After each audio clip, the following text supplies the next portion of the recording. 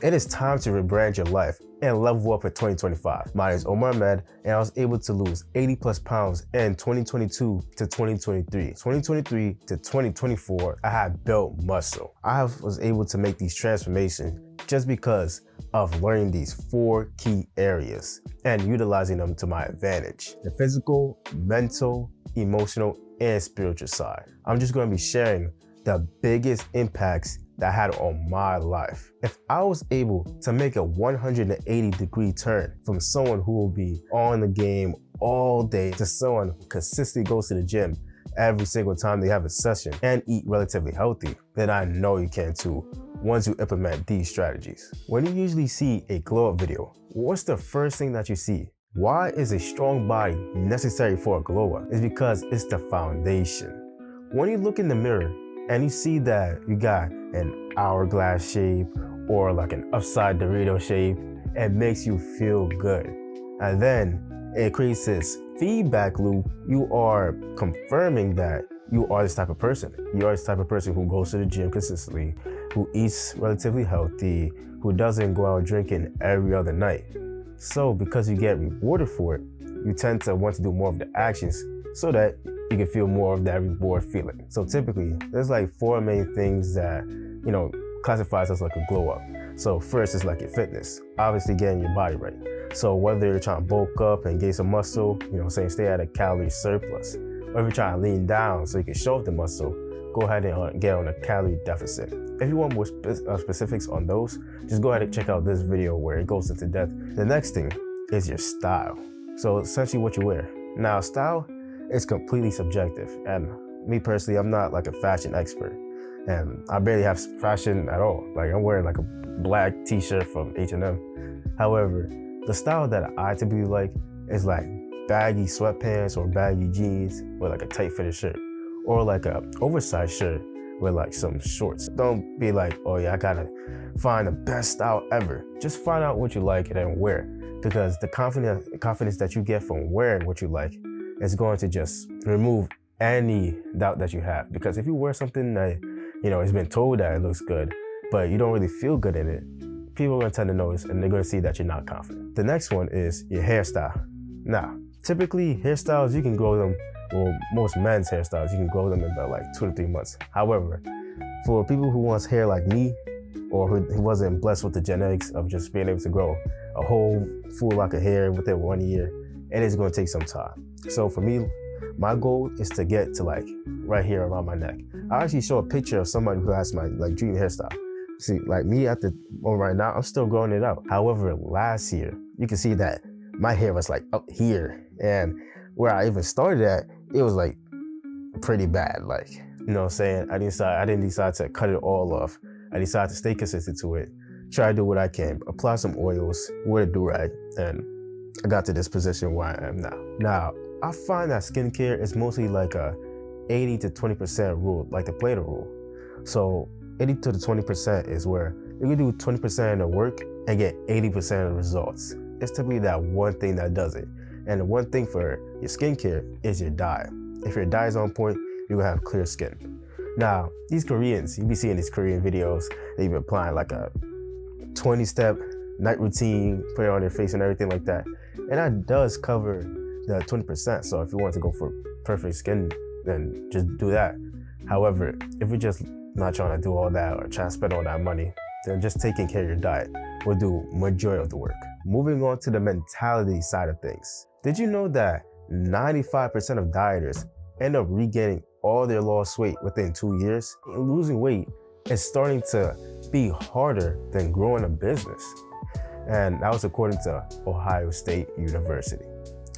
The reason why mentality is very important is because most people who get on a diet, they start eating salads for a couple of weeks. Most people cannot stay consistent to that in the long term. So what they do is they get on this strict diet. It is very rigid, like you have no flexibility at all.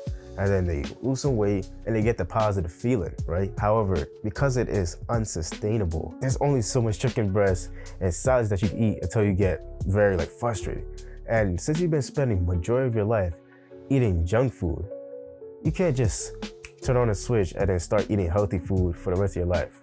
that doesn't work out well. A lot of people like to clown on David Goggins. You'd be like, oh yeah, he's overtraining, or he's doing all his extra reps for no reason. He's not gonna build no muscle. His goal is not to build muscle.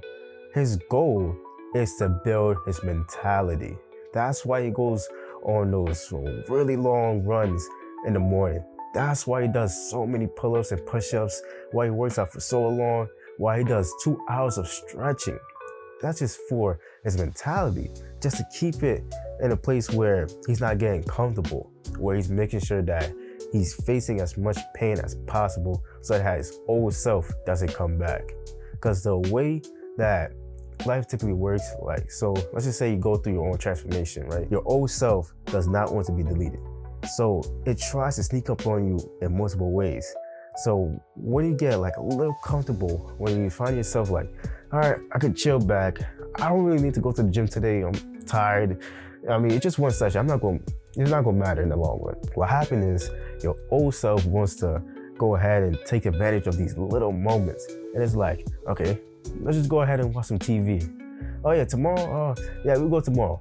Tomorrow comes around and you're like, I'm feeling very tired. I had a long week of work. I might as well just take this off. And now you've been out the gym for 2 years. You're back to where you started and you're very upset. You must constantly put yourself through many moments of pain. That's the only way. And by David Goggins going on those excruciating runs, by studying so much, like when he trying to become like a paramedic, you gotta read through that book, read it over and over and over, and it's just so much pain. However, it is needed just to keep your old self at bay. Now, what can you take away from this? I'll talk about what I like to do. So there's 3 keys to this. You got something that is uncomfortable, you got focus output, and you have gain knowledge. The way I like to get uncomfortable is I typically do a lot of outreach a day. And that's where I'm trying to outreach to people, email companies, and things of that nature. And to be very honest with you, as an introvert, I do not like going out of my way to try to talk to people. Like, I can do it. And sometimes it's, exciting. I want to do it. But majority of the time, it just be old and it's just annoying. But hey, it's a part of business and everything like that. The second thing is focus output. This right here. Me personally, a little story. I actually started speaking at the age of 4. So while these other kids or other babies, like probably you even, you started speaking when you was like 1 or 2-ish, making like mama and daddy's sounds. I didn't start doing it until I was 4. So as growing up, I never really liked talking like that. I always preferred to be quiet. When I was much younger, I used to just say yes, no, just one sentences, and then try to go play my video games. And then once I got on my self-improvement journey, I started learning that, oh yeah, I had to actually learn how to talk. So I started forming more than one sentence. And as you can see right now, I'm not the best at it, not the master at it. However, I'm continuously leveling them up by just going out, talking to people, and even making videos like this. Another one is gaining knowledge. Since my passion is fitness, I'm going ahead and reading a lot of articles, books, watching YouTube videos, and also watching podcasts. So there was this one book that I just got done reading, and it was Jeff Nippard's book, The Muscle Ladder. And I was just reading it, trying to see what I can implement to my own workouts. And it's been a very fun experience. Just trying to find 3 things to do every single day. Something uncomfortable, could be cold showers, or it could be like a task that you dislike doing, like studying. A focused output type of task. So like editing videos or writing down scripts or trying to do something that requires like mental energy for you to actually sit down there with deliberate focus and complete it. And then the third one is gaining knowledge. So whatever you're interested in, maybe it's cooking, maybe it's learning about nutrition or video editing or YouTube, anything like that.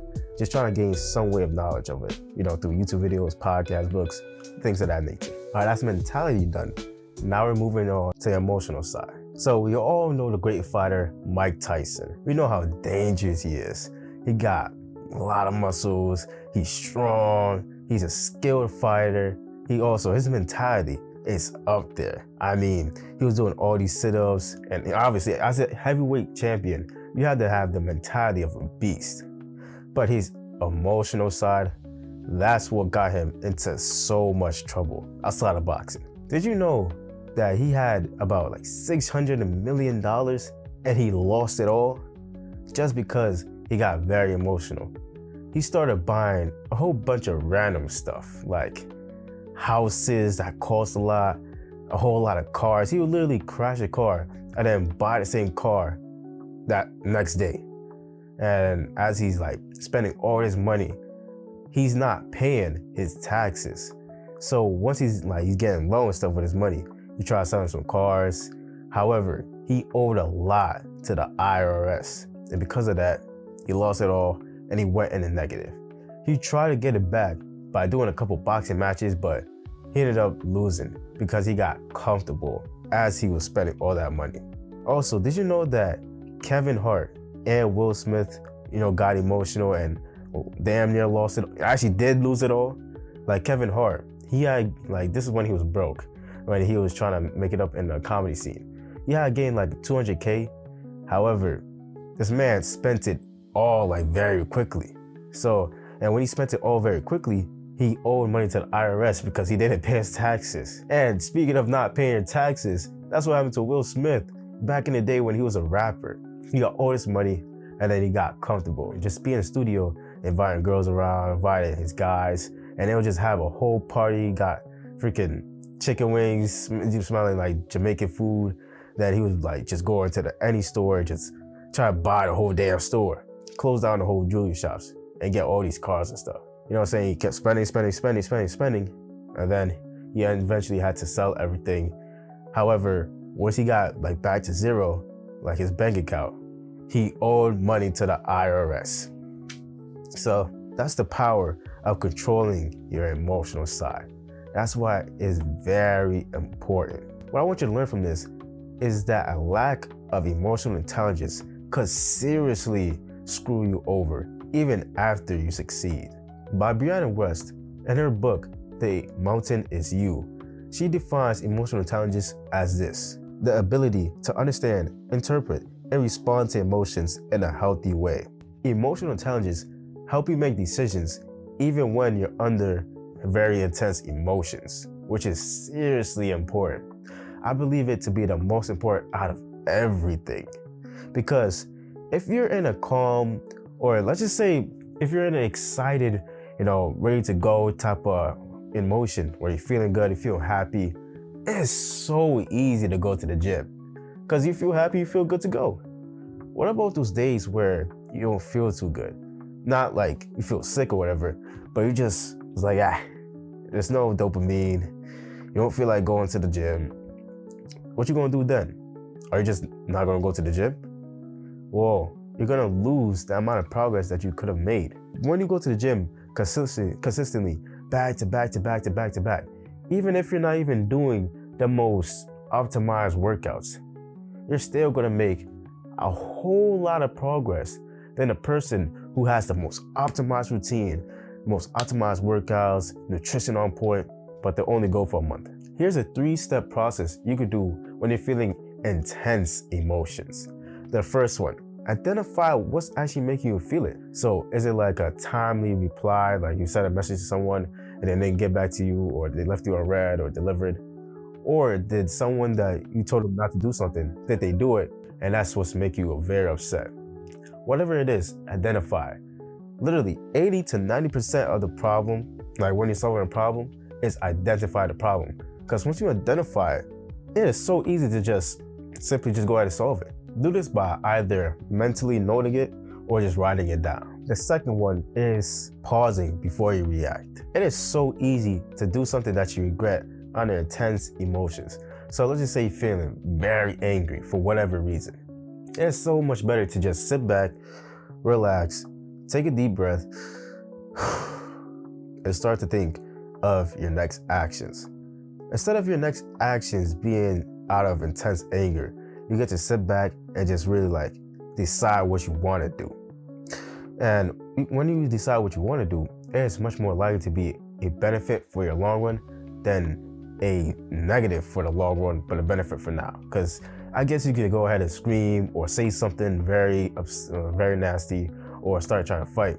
And that helps, release the anger. However, that's going to hurt you in the longer run. And for ways what you can do when you feel angry or sad or very dull, try to watch movies where they got masculine role models. As you watch these, you get like very interesting ideas that you go ahead and implement. If you're not trying to do all that, just simply sit back, relax, and think of what would the more mature person of me do? How does he act on a regular day? So just try to act like that person, and you'll find yourself making much more better decisions. And then the third one is reframe your negative thoughts. Because as I've said, earlier with the feedback loop, doing a good action and then feeling a positive reward and then doing it over and over again. That's not what happens for most people. What happens to most people is they go through a negative loop. So they tend to do something that's bad for them. They feel very bad, and then they go back to the bad addiction so that they can feel better, because there was some benefit for them doing the negative action. Like, nobody's just gonna drink away or do anything that can hurt them in the long run if there wasn't a benefit in the short term. So if you're in this constant negative loop of like, oh yeah, once I grow up, I'm gonna make them regret. Oh yeah, once I get XYZ, I'm gonna make them all jealous. Yeah, they'll see. That can really turn you into a certain type of person that you don't want to become. And that can get you results that you never wanted. So there's actually 3 things that can help you with upgrading your ability to go ahead and recognize or identify these triggers. So the first one is meditation. That's where you're just sitting back. However, like not like the movies or like the TV shows or whatever. They'd be like, well, not like that. Just sit back. You don't have to close your eyes or whatever. I usually do because it's much easier for me. And then just sit down, breathe, and then just wait for like 3 minutes, 5 minutes, 10 minutes. I personally use the app Medito because I use that every morning, and I'm doing the challenge where they got like a 30-day challenge. So you go ahead and try that. What it does is that it allows you to slow down from the earth and just focus on your breath, and for you to notice anything that you feel within you. Because it's so easy to ignore like what we feel inside because we got all these stimuli to us. We got TV, movies, YouTube videos. However, since we have a space where it's quiet and we're meant, and like the main purpose of it is to, recognize our breath. We're gonna start feeling things inside us, and we're gonna be able to be more mindful, be more present in the moment, whenever we feel like very intense emotions, and be able to regulate it, identify it, and make much better actions as a result. The second one is reading/audiobooks. Me personally, I like to listen to audiobooks more than I read. However, I do both. First of all, for recording videos, reading books and listening to audiobooks really help you with your ability to go ahead and convey information. It helps you with your vocabulary, so you're able to say more words and things of that nature. But reading books and audiobooks, they're typically a very slow task. Like, not like, music or working out in the gym, because it is very stimulating. So that really lets me be able to stay more mindful and present, because I gotta actually pay attention to the book, because if I don't pay attention, there's no purpose of me reading it. And then the third one, which is prayer. And that's actually what's gonna be moving on to the spiritual side of things. When I say spiritual, it can mean anything for you. Let's just say you're not really tied down to any religion or anything like that. That's completely fine. Like, if let's just say you're into the universe, and things of that nature, you're into nature, then that's completely fine for you. I just came here to talk about how Islam had a very profound impact on my life. So the first one, it allowed me to have a space where I could just sit down, not worry about life and whatever, and just meditate, essentially. When you're doing your prayers and everything, usually when you finish, you have like a little time to talk with God and everything like that, or talk with Allah. And as I'm sitting there, I'm always being like, oh yeah, I'm grateful that you allowed me to get a restful night of sleep. I'm grateful that you gave me all these drives and this want to actually improve myself. I'm so grateful that I have this ability to even pray in like a home where I don't have to do it outside where it's very cold. I get to eat, and it just allows me to be grateful and more happier, with my day to day. The second one is it gave me the ability to have faith even during my very hardships. So whether it's like there's school, I got exams and stuff, and I'm trying to study for it, but I'm not really understanding for real. Or maybe times where I'm working out and I go back, I check the mirror, and then I don't really notice gains like that for real. Or even when I'm making YouTube videos, when I'm seeing my channel is not really growing for real, and I'm thinking to myself like, damn, what did I do wrong? Where did it go wrong? It allows me to have faith that in the long run, something will happen that I, positively want. Because I can't just demand things on Allah's timing. I have to wait when Allah decides that it's actually good for me to have all these things that I desire. Feel me? Because let's just say He gave it to me right now. Maybe I can't handle it. Maybe if I got it, I'll eventually go ahead and destroy myself and end up even worse than I started off. I mean, look what happened to all these people like Kevin Hart or Will Smith. Like, they went through very hardships. Like, they lost it all and everything like that because they was able to bounce back. But maybe if it happened to me, maybe I wouldn't have the strength enough to bounce back. However, when I gain that strength, let's just say I lose it all, then I'll be able to gain it all back because I already done built myself through all the hardships that I become. Number 3, it removes people from my life that ain't really good for me. Because I was trying to upgrade my communication skills at the time. So I was going around talking to people, trying to upgrade as much as possible. And I was going out of my way, trying to say hi, like, hey, what's up, how you doing? Because I thought that's, what you do. I'm trying to improve my social skills and everything like that. However, when I started taking it more serious and I started, just paying attention to things, I started to notice that certain people would act a little funny. So I started to just, lay back and just do my own thing. And I think that was really good because they probably didn't have good intentions for me. And because I have Allah looking out for me, He's seeing that, this person has no good intentions for you, so I'm gonna just make them, fade away from you. You feel me? And I really think that's way better because having no friends is better than having bad friends at the end of the day. So here's 3 direct actionable steps that I have for you. So gratitude practice. However you want to do it, maybe it's not Islam, maybe it's not with the universe. Just find a way to be grateful for anything. You can be grateful for like, oh yeah, I have this water bottle right here to drink and it helps me out with staying focused. It helps me with my H2O levels and everything like that.